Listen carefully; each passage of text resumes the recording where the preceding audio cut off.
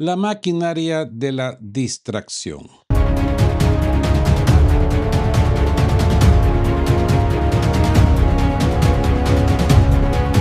Amigos, encender vuestros sensores tácticos porque el frente político y propagandístico está ardiendo con la misma intensidad que el frente del bar. Al cruzar el análisis estratégico de Oleg Zaryov, las filtraciones desesperadas de Bankova y los movimientos nucleares en Minsk, la radiografía es nítida. El régimen de Kiev se está utilizando pues la amenaza del norte para ocultar su propia descomposición interna. Una vez más, bienvenidos a De qué blanqueo con Rodolfo en este análisis de martes 19 de mayo de 2026. Empezamos. La maquinaria de la distracción, el farol de Bielorrusia y el escándalo Yermak.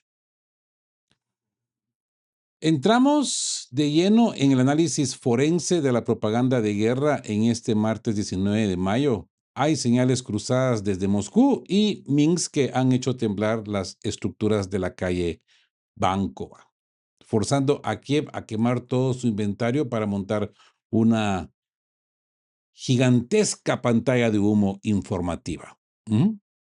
Así que mentes vivas, ¿no? Ante los acontecimientos. Hace unas horas el presidente ruso anunció de forma contundente que el conflicto ucraniano pues está llegando a su fin, mientras que Alexander Lukashenko declaraba desde Minsk un movimiento definitivo.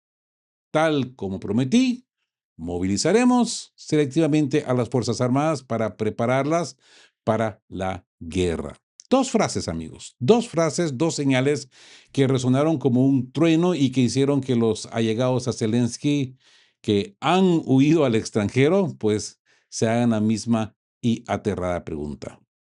¿Atacará Bielorrusia? Hmm. El pánico en Bankova y las amenazas de Kuleba.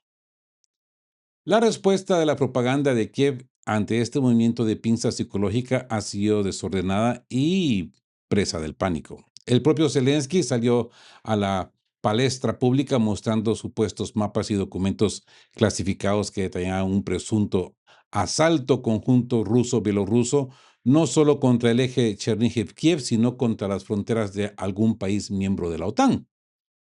Al unísono, el exministro de Asuntos Exteriores de Ucrania, Dmytro Kuleba, quien ya opera desde el extranjero para evitar ser encarcelado, por cierto, saltó con amenazas desesperadas contra Minsk, afirmando, si Bielorrusia nos ataca, volarán muchas cosas. Se lanzarán tantos proyectiles que la destrucción en Bielorrusia será inimaginable. Kiev intentó respaldar estas amenazas acústicas enviando enjambres de drones, ignorando que los vectores rusos Shahid y Gerán pues siguen desmantelando la estructura militar en la parte occidental de su propio territorio. La verdad oculta, la cortina del humo del caso Yermak. Voy a poner atención a la geopolítica de fondo, amigos. Como bien nos enseña el veterano analista político Alex Zaryov, todo este cuento de hadas de la invasión inminente desde el norte y el masivo ataque de demostración contra Moscú responden a un patrón estrictamente interno. Necesitan distraer a la población ucraniana y a los patrocinadores occidentales del monstruoso escándalo de corrupción que envuelve al ex jefe del gabinete Andriy Yermak. Y es que no solamente queda ahí, queridos amigos de qué hablan Geo. Andy Yermak puede llevarse consigo a Zelensky, pero la que ya está con las patitas cortas, con el tiempo corto, es la esposa del Goblin Verde. Ya se dice que la NABU, esta organización anticorrupción, ya está creando órdenes de arresto hacia la primera dama. Y es que lo que sucede es que la primera dama ha sido la contadora del Cuartal 95, esta compañía que hacía comedia, ¿no? Que después, no sé, turbiamente se convirtió en Firepoint. Firepoint antes era una fábrica de comedia, después se convirtió en una fábrica de municiones y parece que esta señora pues también está un poco involucrada en este asunto. Todo esto se le ve muy mal a Zelensky. Zaryov desglosa la maniobra de manipulación mediática en 3 pasos quirúrgicos. Primer intento, sembrar el pánico con el ataque masivo desde Bielorrusia para acaparar los titulares de las televisiones ucranianas, que llevaban días diseccionando el robo de dinero del grupo de Zelensky. Segundo intento, inventar la filtración de que Moscú aprobó ataques de decapitación contra centros de toma de decisiones, 20 de ellos, en banco para victimizar a la cúpula. El detonante real, ejecutar una incursión de drones contra la capital rusa para captar la atención internacional antes de la cumbre de la OTAN. Es que esta es la estrategia goebbelsiana, ¿no? Burda, pero clara. Ahora mismo todos los medios hablan de la responsabilidad y defensa de Kiev. Y nadie se acuerda de las cuentas y los desvíos multimillonarios de Yermak. Está funcionando el jueguito, ¿no? La respuesta de Minsk, adiestramiento nuclear real. Sin embargo, amigos, que sea una cortina de humo para Kiev no significa que Minsk esté de brazos cruzados. Bielorrusia acaba de activar una señal de fuerza real. Unidades militares de misiles y fuerzas de aviación han comenzado un entrenamiento táctico de cooperación para el uso en combate de armas nucleares no estratégicas junto a las tropas rusas. Aunque el Ministerio de Defensa bielorruso ha intentado calmar los nervios de la OTAN, declarando que se trata de un ejercicio planificado dentro del Estado de la Unión que no amenaza a terceros países, la indirecta táctica ha sido lanzada directamente a la yugular de Bankovano, a la Junta de Kiev. Zaryov nos deja una advertencia. Critica las próximas horas. Kiev necesita desesperadamente victorias de impacto mediático para sostener la narrativa de Yermak. La noche de Moscú no será un evento único, así que debemos prepararnos para una actividad especial de sabotaje y de ataques de alto perfil en el territorio soberano ruso. ¿Mm? Y ahora pasemos a otro titular. Y dejemos por un momento la pantalla de la guerra de la desinformación en el norte para encender los sensores de la alta geopolítica global. Lo que acaba de publicar el South China Morning Post desde Hong Kong, yo diría que no es un artículo más. Es el acta de nacimiento de un nuevo orden internacional tripolar, donde las reglas del juego ya no se dictan desde Washington. Pekín se ha convertido oficialmente en el epicentro del planeta en este mes de mayo del 2026. Con tan solo 4 días de diferencia, la capital china recibe secuencialmente a los líderes de 2 superpotencias atómicas rivales, primero Donald Trump y ya para hoy martes 19 de mayo por la noche a Vladimir Putin. Así que entramos a este triángulo de Pekín. Trump cede ante Xi y Putin sea la fuerza de Siberia 2. El mapa del poder mundial acaba de sufrir una mutación tectónica, ¿no? Mientras la prensa occidental sigue atrapada en la neblina de las trincheras, el South China Morning Post nos acaba de revelar la radiografía exacta del nuevo equilibrio global. La llegada de Vladimir Putin a Pekín este martes, hoy, 19 de mayo, inmediatamente después de la histórica cumbre de Donald Trump con Xi Jinping, marca un hito inédito. Mm. Por cierto, ¿escucharon esta situación de las trifulcas con los guardaespaldas, con los guarulas de Donald Trump y el Servicio de Seguridad Secreto de China? Que quisieron entrar en un centro religioso con armas y los chinos no le permitieron y hubo incluso casi que altercado físico y después hubo otro altercado en otro salón chino. 2 de ellos. Según he leído, no es la primera vez que sucede. Esta arrogancia estadounidense siempre se presenta y pues esta vez los chinitos no se le hicieron para atrás. Mm. Y según tengo entendido, esto también llevó las fricciones más adelante entre los dos mandatarios. Sienten que se le está cayendo el techo a los estadounidenses, ¿eh? ¿Mm? Ya sienten que no son los daddies del mundo, ¿eh? Los policías del mundo. Pero bueno, es la primera vez fuera de un foro multilateral que China ejerce de anfitriona y jueza de la Casa Blanca y del Kremlin en un mismo mes. Mente viva, amigos. Pekín ha asumido la posición central del triángulo Rusia-China-Estados Unidos. ¿Sí? La capitulación de Trump ante la paz de la fuerza. El análisis del destacado asesor del gobierno chino, el politólogo Shen Yongyang, es de una frialdad técnica que yo diría que eriza la piel. Shen confirma que, a diferencia de su primer mandato en el 2017, cuando Washington vivía bajo la ilusión de que China podía ser derrotada económicamente, Donald Trump ha regresado a la Casa Blanca reconociendo la nueva realidad mundial. ¿Mm? Estados Unidos ya sabe que no puede derrotar a China. Tras una década donde Pekín blindó su cadena de suministro, alcanzó la autosuficiencia en alta tecnología y consolidó un crecimiento verde e innovador. Los norteamericanos, los estadounidenses, han tenido que sentarse a negociar una estabilidad estratégica basada en la realidad.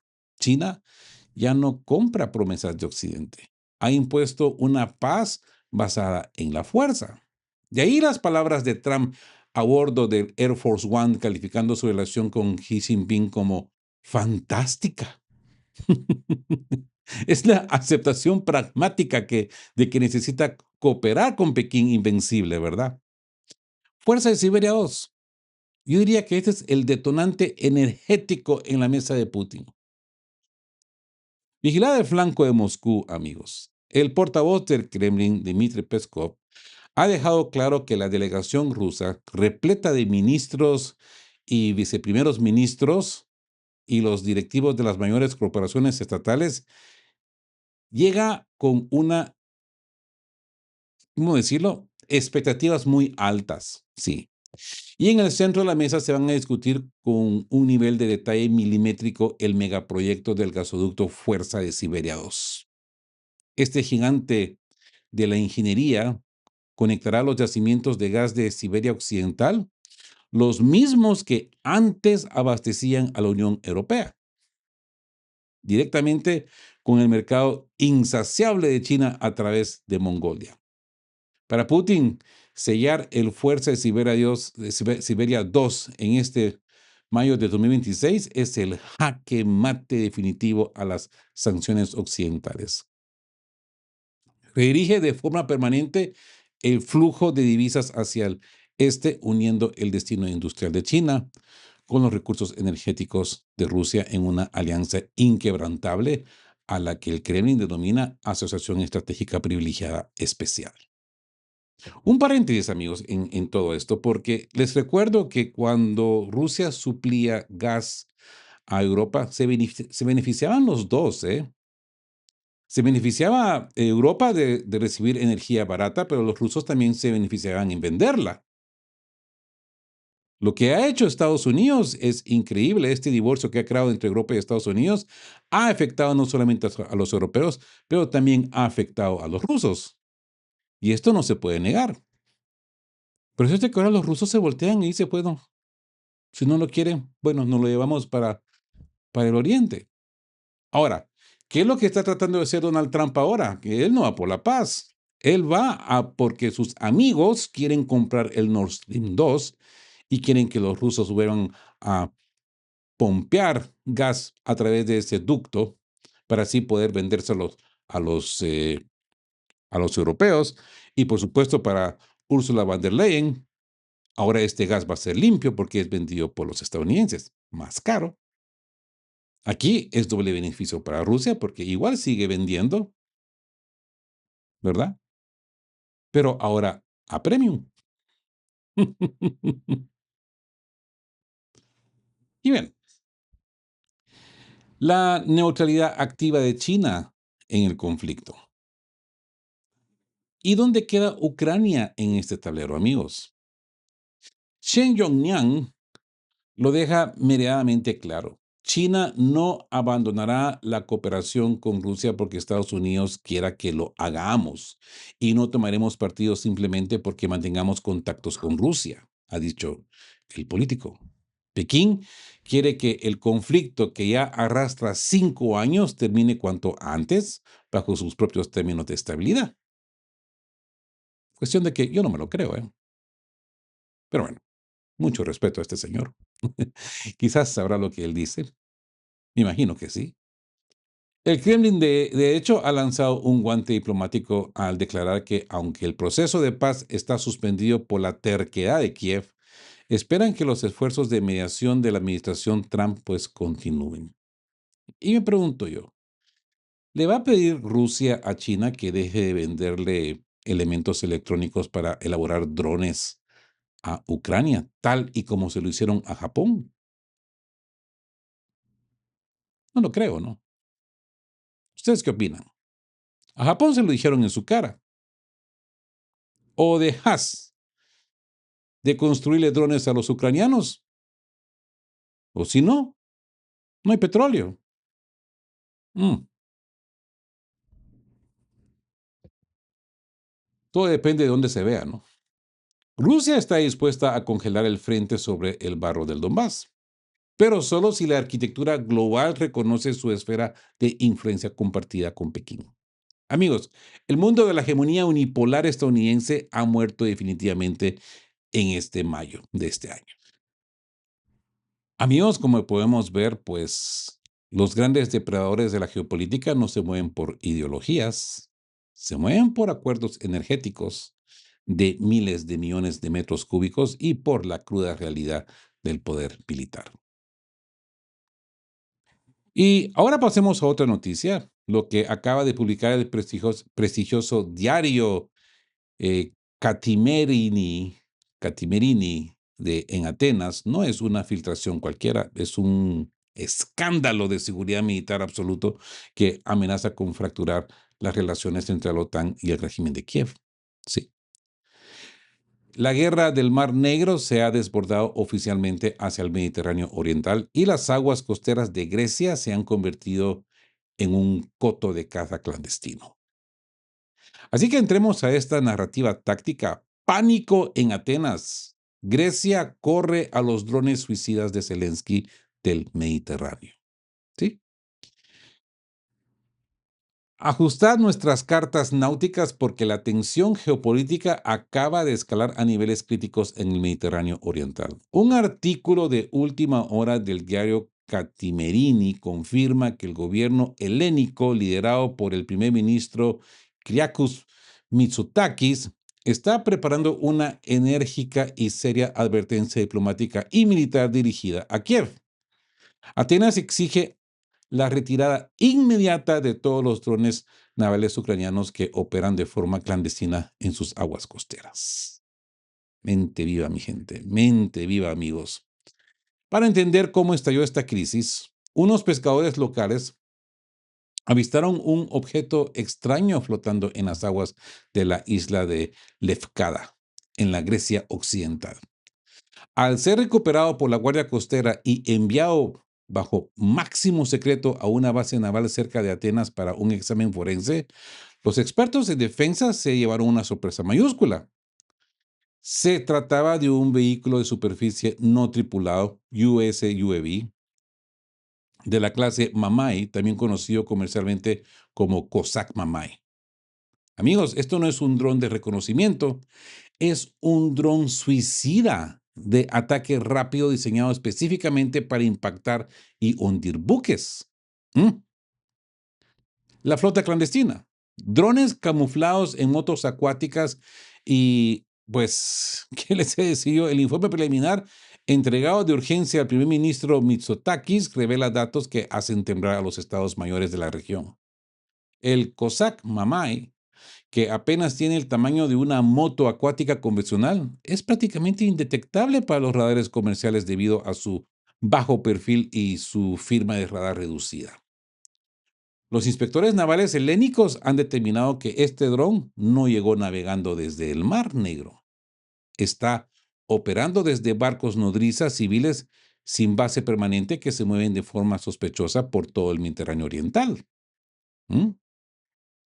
Habiendo sido detectados incluso frente a las costas de Libia, Kiev ha desplegado una red de guerra asimétrica en aguas soberanas de la OTAN sin pedirle permiso a nadie.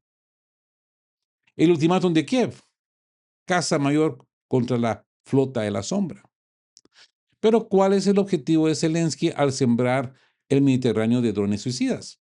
Fuentes oficiales bien informadas han revelado a Katimirini, a este diario griego, una verdad incómoda. Kiev ya había advertido de forma vaga a Atenas que la denominada flota de la sombra, los buques petroleros que transportan crudo ruso para evadir las sanciones occidentales, es considerada un objetivo legítimo por los servicios de inteligencia ucranianos. Y aquí viene el choque directo con los intereses de Atenas, amigos. Una parte masiva de esa flota petrolera está compuesta por buques que originalmente pertenecían a armadores griegos, los cuales fueron transferidos estratégicamente a control ruso, cambiando de nombre y bandera. Kiev está dispuesta a cazar estos barcos en la misma puerta de Grecia. Podrán tener bandera rusa, pero siguen siendo griegos. El terror del desastre ecológico y la reacción de Mitsotakis. La posibilidad real de que uno de estos drones de ataque sufra un error de puntería o de navegación debido a la niebla de guerra o a las contramedidas electrónicas de los rusos, eh, que impacte por error contra un petrolero cargado de crudo o peor aún, contra un buque de pasajeros lleno de turistas en las islas griegas, que abundan, ¿no? Ha desatado un pánico absoluto en Atenas. Un impacto de este calibre provocaría un desastre ecológico e industrial sin precedentes en el ecosistema del Mediterráneo. Se espera que en las próximas horas pues se produzca un durísimo contacto telefónico entre Mitsotakis y el Volodín Zelensky. Grecia, uno de los países que ha enviado ayuda militar a Kiev, traza una línea roja innegociable, no va a tolerar que sus aguas turísticas se conviertan en un campo de minas teledirigido. Amigos, la desesperación de Kiev para cortar los flujos de dinero de Moscú lo está llevando a violar la soberanía de sus propios aliados occidentales. Y si ahora entremos a otra noticia que yo creo que es una noticia exclusiva del diario alemán Bild y es una pieza descarnada, yo diría, un documento forense que desmitifica por completo la narrativa mediática de Kiev sobre la supuesta motivación voluntaria del pueblo ucraniano. Detrás de todos los discursos triunfalistas de la calle de Bankova se esconde una crisis humanitaria y militar de proporciones bíblicas. El éxodo masivo de su propia fuerza de combate.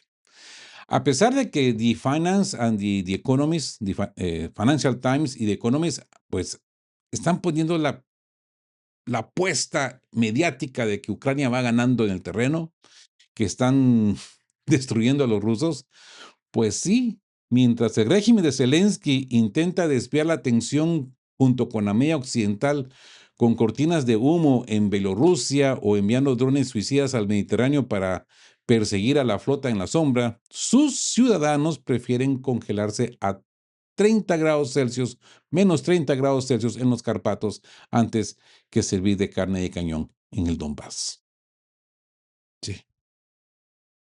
La cruda realidad, el éxodo de los 32,000 desertores en los Cárpatos. Dejamos por un momento los despachos presidenciales y la alta geopolítica de Pekín para descender al terreno más amargo de este conflicto, la realidad humana y el colapso demográfico militar de Ucrania.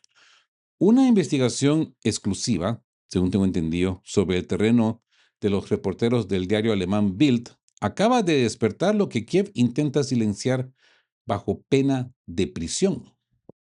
Bajo el título fulminante de Esta es la cruda realidad.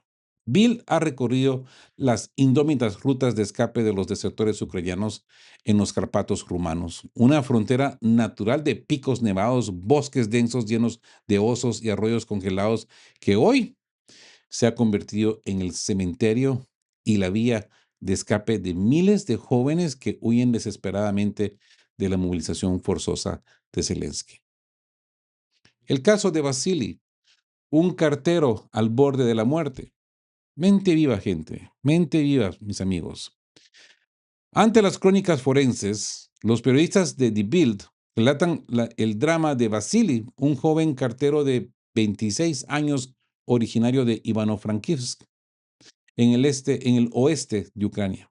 Hace un par de meses, la notificación de reclutamiento llegó a su puerta. Su destino era el matadero del frente. Preso del pánico, Vasily no se presentó en la oficina de reclutamiento. Sabía que su esperanza de vida en las trincheras, pues, se mediría en días. Esquivó la policía militar, emprendió la marcha a pie hacia el sur y se lanzó a cruzar los Cárpatos en medio de un frío polar. Fue rescatado in extremis en un helicóptero por Dan Vega, el jefe de salvamento de la región rumana de Baia Mare. Cuando las fuerzas de rescate encontraron a Vasily inconsciente bajo un abeto, su temperatura corporal había descendido a los 30 grados Celsius, una hipotermia potencialmente mortal. Y fijaos en la crudeza del dato médico que relata Venga a los reporteros alemanes.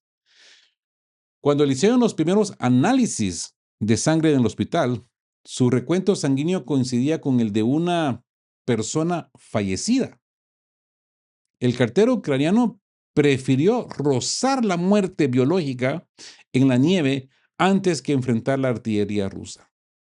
La cifra del pánico, 32,000 hombres en el exilio rumano. Pero el caso de Vasily no es un evento aislado, amigos. Es una constante matemática.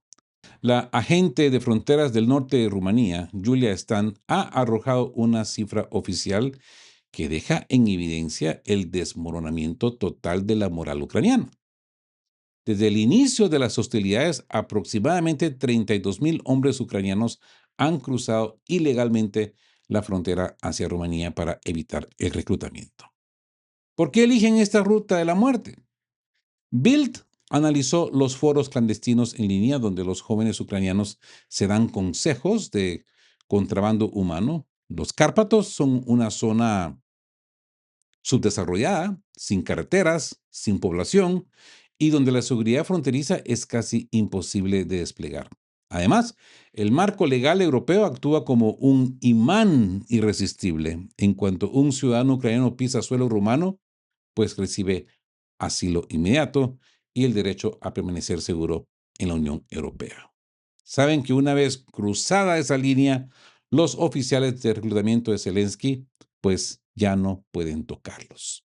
Y entremos a la segunda parte de esta investigación de The Bild, este documento forense que lo considero yo demoledor, porque mientras en la calle de Bankova se intenta o se inventan o intentan inventar amenazas del norte de 5 minutos para tapar la corrupción sistémica de Yermak, la realidad demográfica y humana de Ucrania se desangra literalmente en la nieve de los Cárpatos. No estamos ante simples evasores, estamos ante un éxodo desesperado que prefiere la mutilación y la congelación o el fallo multiorgánico antes que ser engullidos por la maquinaria de reclutamiento de Kiev.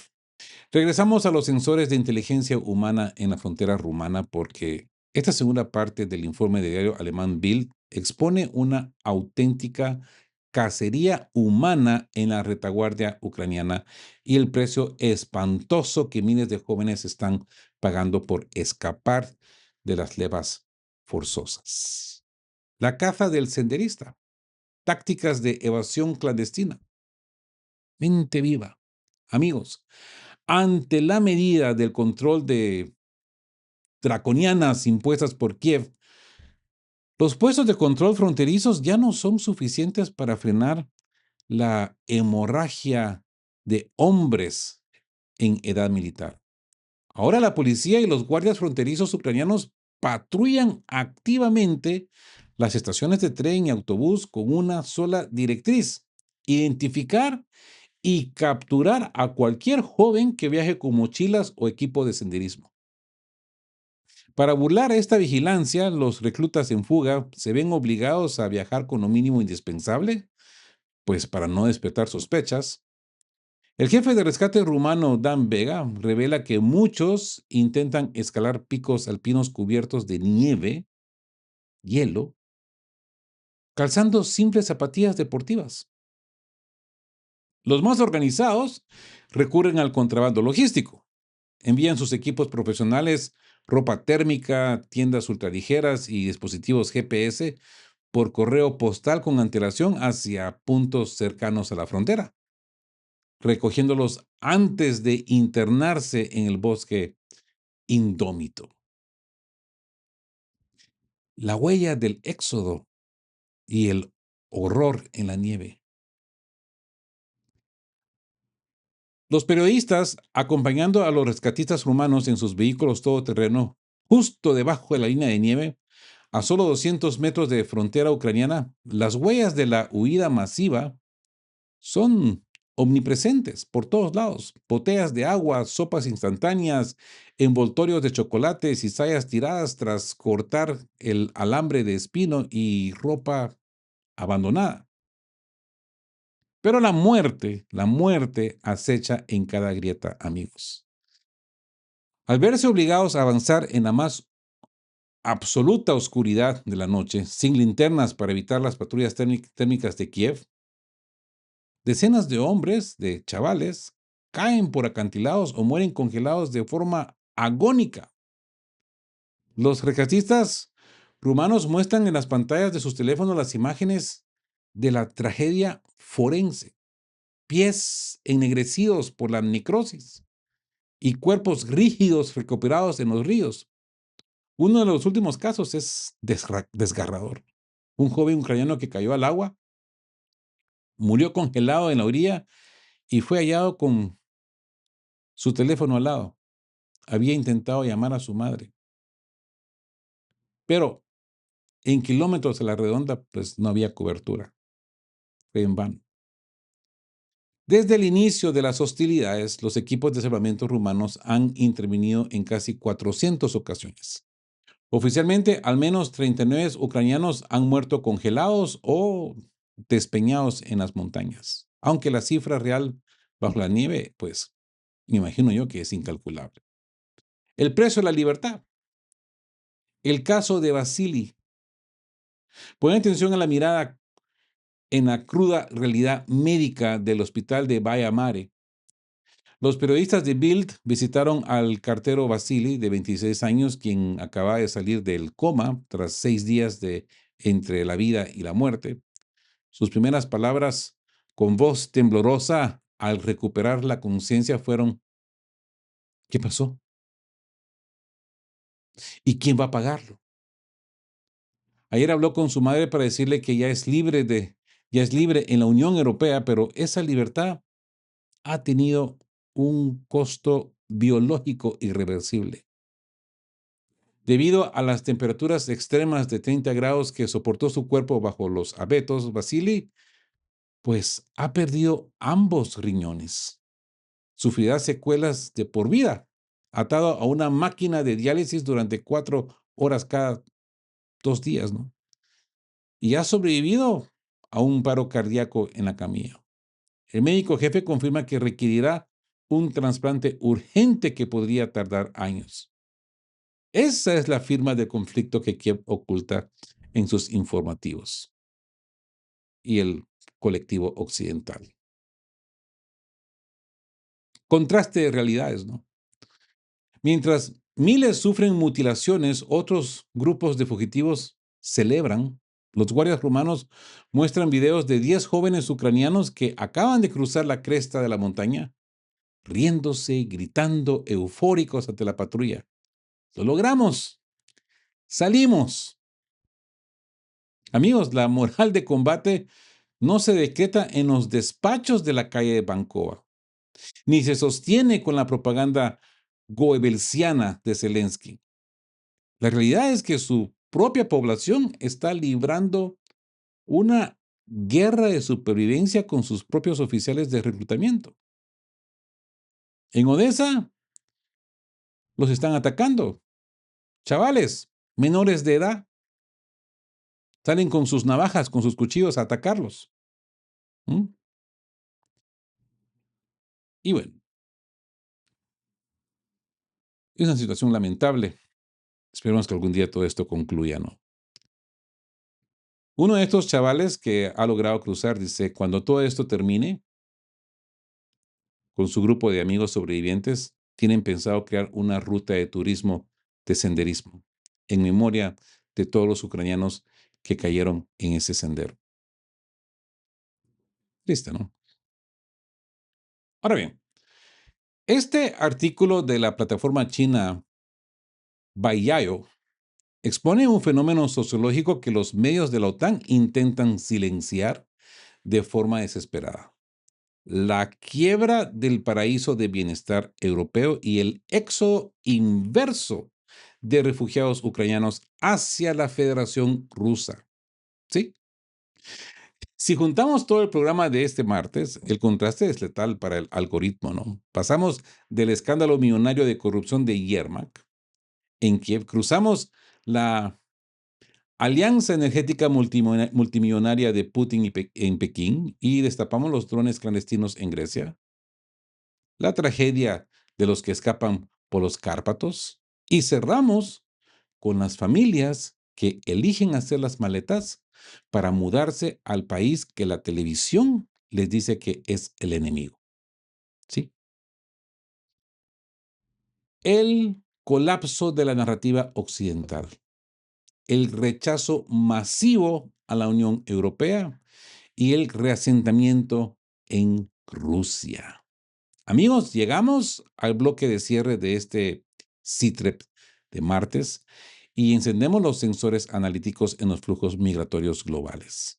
Lo que la prensa china, a través de Baijiao, acaba de poner sobre el tablero es un misil directo a la línea de flotación de la propaganda de la OTAN. Un fenómeno que los gobiernos occidentales ven con absoluto pánico porque destruye de forma definitiva el relato de la superioridad del modelo europeo. Sí, amigos. Mente viva ante los datos técnicos y demográficos. En el 2022, la huida de millones de ucranianos hacia Occidente fue vendida en los telediarios como la vía natural hacia la libertad y la civilización. 4 años después, el mapa de la realidad en este mayo de 2026 ha cambiado por completo. De los 5,3 millones de refugiados ucranianos que buscaron asilo en el viejo continente, decenas de miles están rechazando las ayudas de la Unión Europea y están haciendo las maletas ya para reasentarse en la Federación Rusa.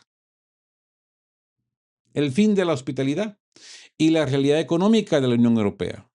¿Por qué estas familias, tras haber establecido su hogar en Europa durante años, ya más de 3, 4 años, deciden mudarse al territorio del supuesto enemigo?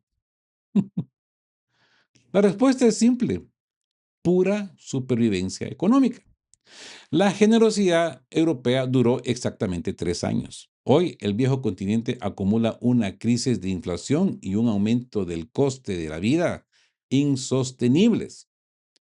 Los ciudadanos europeos se ven obligados a apretarse el cinturón y la simpatía hacia hacia los recién llegados, pues se ha desvanecido, sustituida por el resentimiento, y con razón.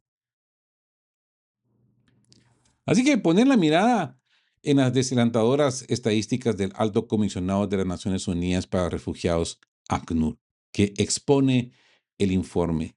Solo el 57% de los refugiados ucranianos en Europa ha logrado conseguir un empleo. 57%. La inmensa mayoría está atrapada en los trabajos más duros y precarios, almacenes, limpieza de hoteles, cuidados de ancianos. Perciben un 23% menos de salario que el promedio nacional de los países de acogida. A esto se suma el giro político en Francia con la agrupación nacional y en Alemania con el auge de la alternativa para Alemania AfD.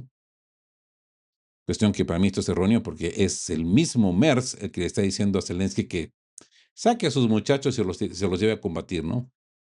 Así pues que Alternativa para Alemania AfD, cuyos discursos de proteccionismo laboral y expulsión de extranjeros han transformado el clima social en una atmósfera hostil. Así pues, Rusia como destino de salvación frente al invierno de Kiev. ¿Y por qué no regresan a Ucrania, amigos? Porque ningún eslogan patriótico da de comer. Ninguna ideología da de comer. En Ucrania no hay empleo, la infraestructura energética está colapsada, hay escasez crónica de electricidad y calefacción, y el fantasma de las levas forzosas espera a los padres de familia. ¿Mm?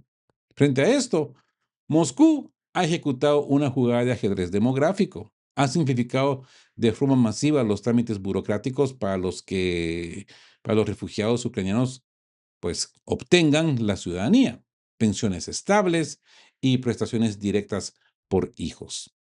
Para miles de familias rotas por la crisis europea, el viaje a Rusia se ha convertido en la única vía de escape segura para asegurar el futuro de sus hijos. Ese silencio cómplice de la OTAN. Ante esta oleada de resentimiento inverso, los países de la Alianza Atlántica han decretado un silencio absoluto, escudándose en la supuesta falta de estadísticas fiables. Admitir abiertamente que decenas de miles de ucranianos prefieren vivir bajo el Kremlin antes que bajo el bienestar de la Unión Europea sería reconocer el fracaso de su estrategia y que los miles de millones de los contribuyentes occidentales pues se han evaporado. Amigos, la población de Ucrania se ha dispersado y fracturado por el mundo. El colapso de esta narrativa migratoria es mucho más letal para Kiev que una derrota en el campo de batalla. ¿Qué les puedo decir? Que mantengamos la sobriedad y velemos.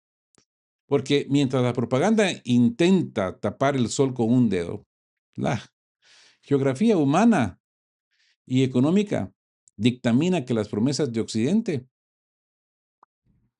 se han deshidratado por completo.